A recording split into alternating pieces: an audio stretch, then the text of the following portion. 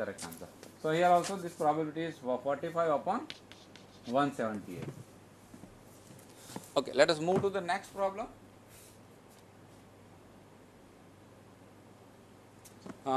Billboard top advertising executive for a graphene concept has just launched a publicity campaign for a new restaurant in town.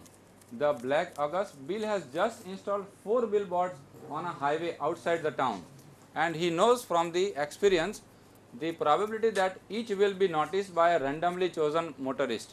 The probability of first billboard was noticed by motorist is 0.75. So that means probability of first billboard notice.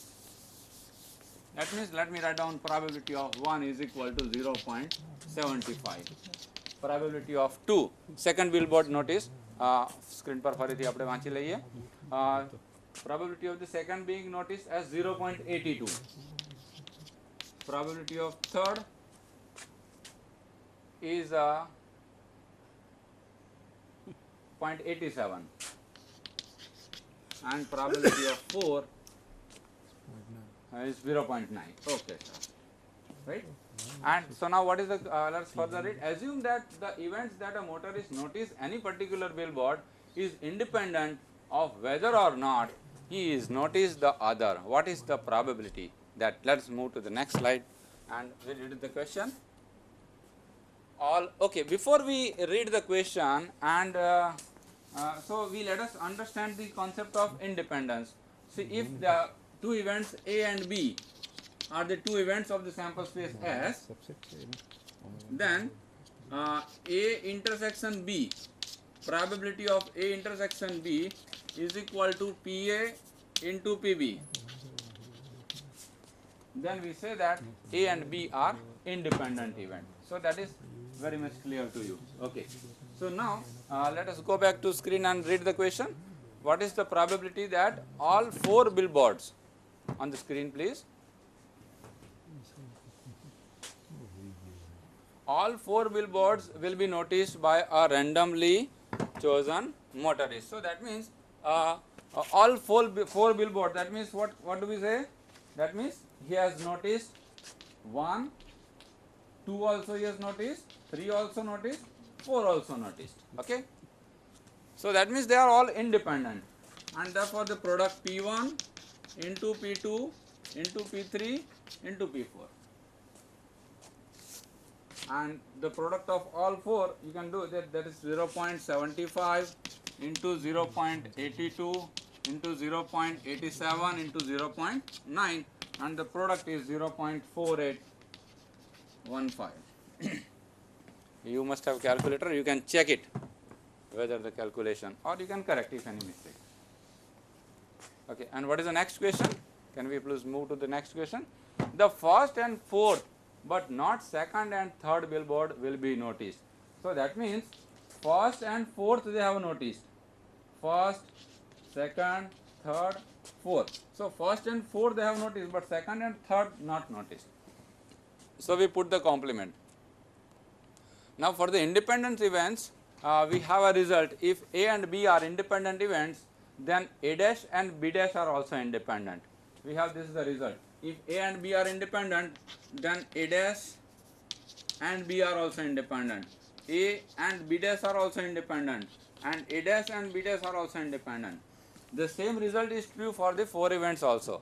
So therefore, these events, first billboard noticed, second not noticed, third not noticed, and fourth noticed. These results are also independent, and therefore their probabilities are multiplied.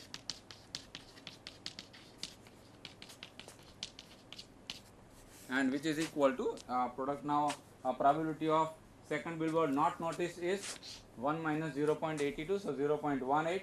Third billboard not noticed is 1 minus 0.87, which is 0.13. When we put all the values and do the product, so that means 0.15795 will be the answer. And the next question is exactly one of the billboards will be noticed. Exactly one is noticed. Exactly one, that means only first noticed, not other 3. Only second, not other 3. Only third, not other 3. Okay, so that means we can express this event in this way. Only one notice is we can express as 1, 2 dash, 3 dash, 4 dash, or we have probability 1 dash, 2, 3 dash, 4 dash, or we have probability 1 dash, 2 dash, 3, 4 dash, or we have 1 dash, 2 dash, 3 dash and 4.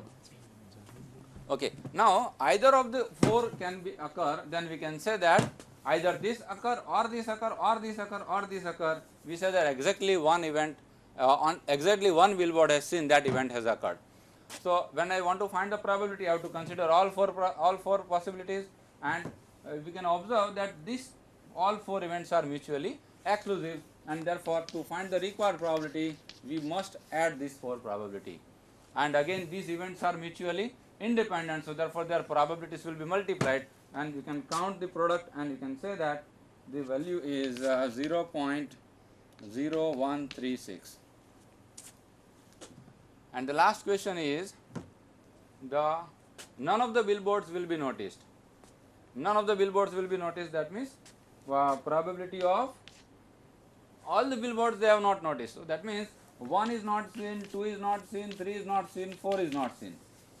It's very clear and very easy, right? So we can find out the corresponding probability.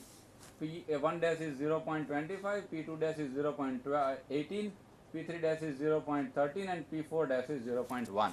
Do the multiplication and get the answer.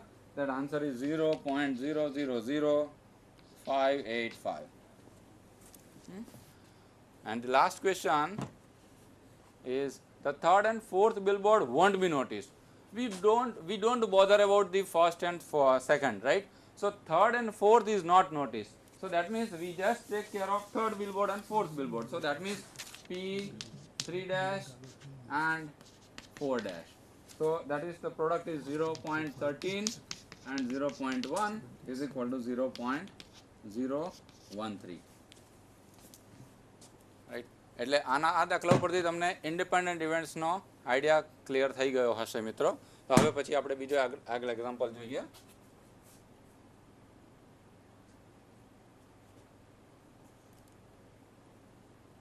આ example છે general addition રૂલનો. આપણે probability of A union B એટલે કે બે events જે mutually exclusive ના હોય તો શું થાય, તો એ વખતે taking states and not taking સ્ટેટ્સનો આગળનો જે એક્ઝામ્પલ હતો તે આપણે જોઈએ.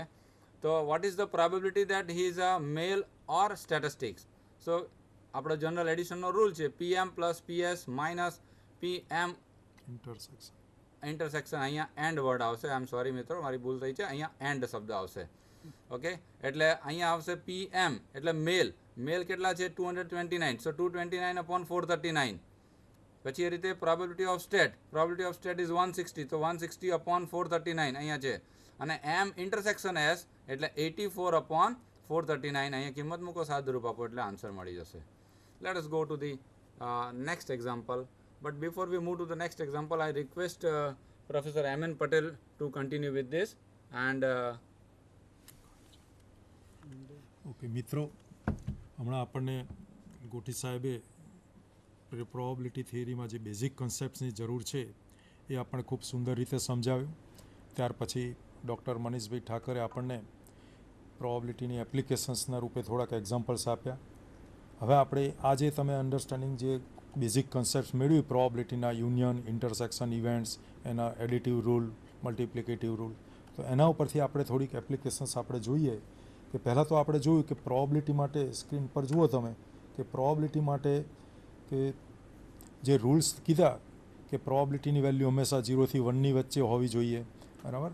તો આપણે એ ડેફિનેશનને તમે બરાબર સમજ્યા છો કે નહીં એના માટેનો એક એક્ઝામ્પલ્સ છે. In inch of the following situations state whether or not the given assignment of probabilities to individual outcomes is legitimate. એટલે કે જે આઉટપુટને રિઝલ્ટ્સ આપેલી છે, વેલ્યુ આપી છે પ્રોબેબિલિટીની, એ એપ્રોપ્રિએટ ફાળવણી થઈ છે કે નહીં એ આપણે ચેક કરવાનું છે. કે વેન કોઈન ઇઝ સ્પન, તો કોઈન ટોસ કરીએ તો હેડ અને ટેલની પ્રોબેબિલિટી એ કોઈન માટે, અહીંયા કોઈનની ટેલની પ્રોબેબિલિટી ઇક્વલ નથી હેડ ટેલની, એટલે અનબાયસ કોઈન નથી, બરાબર, બાયસ કોઈન છે. હવે એ પ્રોબેબિલિટી જે છે બાયસ કોઈનની એપ્રોપ્રિએટ છે કે નહીં. હેડની પ્રોબેબિલિટી 0.55 બતાવે છે, ટેલની 0.45 બતાવે છે, બે જ આઉટકમ્સ છે કોઈન માટેના. તો હવે આ પ્રોબેબિલિટીની ડેફિનેશન પરથી તમારે ચેક કરવાનું છે કે આ જે વેલ્યુઝ આપી એ એપ્રોપ્રિએટ છે કે નહીં. તો અહીં બે જ આઉટકમ્સ છે, હેડ અને ટેલ મ્યુચ્યુઅલી એક્સક્લુઝિવ છે, એક્ઝેક્ટ ઇવેન્ટ્સ છે. તો ટોટલ પ્રોબેબિલિટી 1 થવી જોઈએ. તો 55 અને 45નું તમે ટોટલ કરો મિત્રો, તો શું થશે? ટોટલ હંમેશા અહીંયા 1 થઈ જશે. એટલે આ જે ફાળવણી છે એ બરાબર છે. તો first statement is correct. Whereas in second, when 2 coins are tossed, બે કોઈન ટોસ કરીએ આપણને તો હેડ મળી શકે, હેડની જોડે ટેલ મળે, ટેલની જોડે હેડ મળે, અથવા તો બંને ટેલ મળે. હવે આ જે 4 આપણને પેર્સ મળી, એક હેડ ટેલની, ટેલ હેડની, બંને હેડ ને બંને ટેલ, એ ચારેય ઇવેન્ટ્સની પ્રોબેબિલિટી ઇક્વલ 0.4 આપેલી છે. તો હવે આ 4 તો આપણા મ્યુચ્યુઅલી એક્સક્લુઝિવ કેસીસ છે, જે મેઇન આપણું સેમ્પલ સ્પેસ છે, એના 4 બેઝિક ઇવેન્ટ્સ છે. તો 4ની પ્રોબેબિલિટીનો સમ કરો 0.4નો, તો એક કરતાં વધી જાય છે, 1.6 થશે. તો એટલા માટે કે આ જે ફાળવણી છે એ બરાબર નથી ફાળવણી. બરાબર. હવે આપણે બીજો એક્ઝામ્પલ જોઈએ. What is the probability of the next person you meeting having a phone number that ends in 5? એટલે કોઈ પણને તમે વ્યક્તિને મળો અને તમને એમ પૂછો કે તમારો ફોન નંબરનો છેલ્લો આંકડો 5 હોય, એની પ્રોબેબિલિટી કેટલી?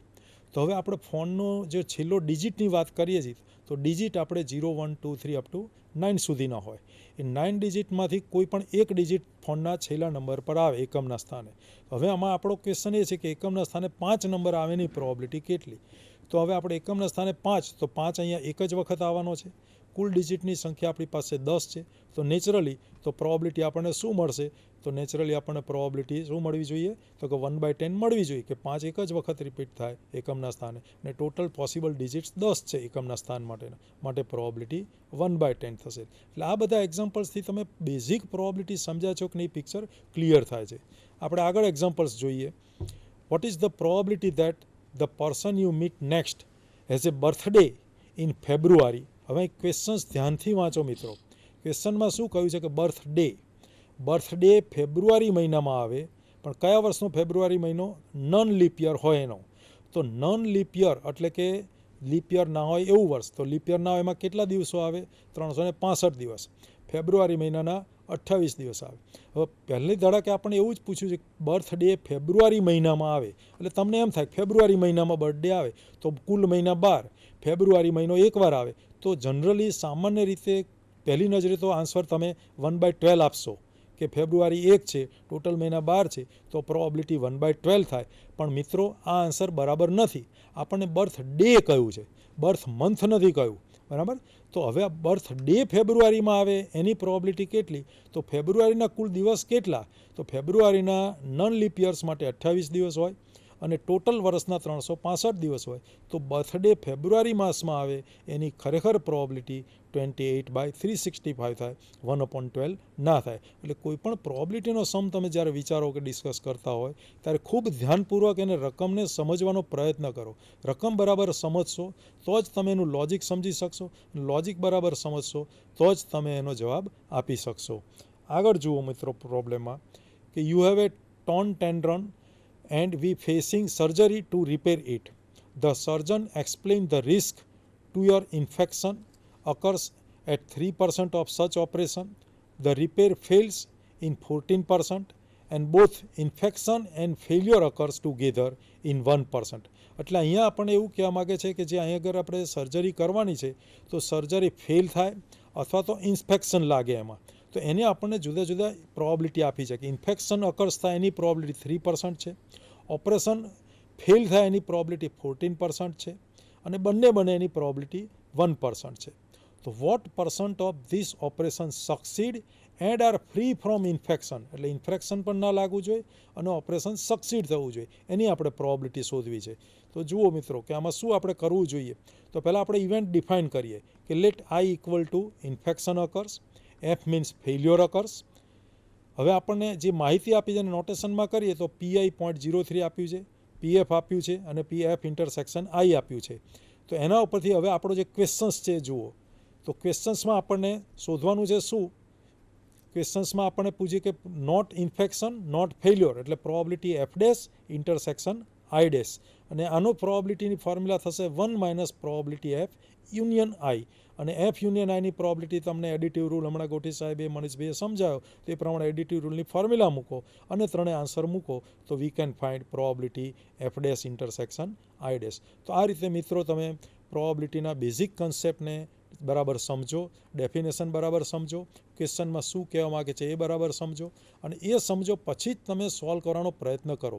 પહેલાં ધારો કે રકમ વાંચીને તરત એમ કહેશો કે લાવ હું સોલ્વ કરી નાખું તો ચોક્કસ તમે કંઈક મિસ્ટેક કરી બેસશો એક્ઝામ્પલ સમજવામાં અને ખોટો આન્સર આવી શકવાનો ચાન્સ છે. એટલા માટે પ્રોબિલિટીનો એક્ઝામ્પલ ગણતા પહેલાં ખૂબ ધ્યાનપૂર્વક ક્વેશ્ચનને સમજવાનો પ્રયત્ન કરવો. આના બીજા એક્ઝામ્પલ્સ આપણે આવતા ગુરુવારે આ જ સમયે આપણે જોઈશું. તો મિત્રો આવતા ગુરુવારે આપણે આ શ્રેણીમાં ફરીને મળીશું. નમસ્કાર, આભાર.